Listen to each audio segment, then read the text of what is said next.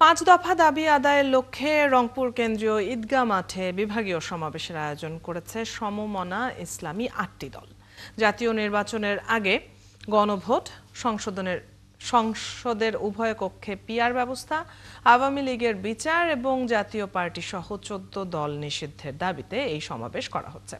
নেতাকর্মীদের অংশগ্রহণে এলাকা জনসমুদ্রের রূপ নেয়। বক্তারা বলেন, আন্দোলন এবং নির্বাচনের প্রস্তুতি দুটোই চলবে সমানতালে। তাদের দাবি, গণভোট ছাড়া জাতীয় নির্বাচন গ্রহণযোগ্য হবে না। সমাবেশকে কেন্দ্র করে পুরো এলাকায় আইন শৃঙ্খলা রক্ষাকারী বাহিনী কড়া নিরাপত্তা ব্যবস্থা নিয়েছে। মূল বার্তা হচ্ছে জাতীয় নির্বাচনের আগে গণভোটের আয়োজন করতে হবে। মূল হচ্ছে গণভোট, কারণ জুলাই জাতীয় সনদের জন্য গণভোট আয়োজনটা অপরিহার্য। আমরা সর্বাগ্রে দেশ এবং দেশের জনগণের ন্যায্য অধিকার, ন্যায্য ইনসাফ প্রতিষ্ঠা করে একটি কল্যাণ রাষ্ট্র গঠন করার আমরা বার্তা দিতে চাই। জাতীয় নির্বাচনের আগেই গণভোটের আয়োজন করতে হবে, লেভেল প্লেইং ফিল্ড তৈরি করতে হবে।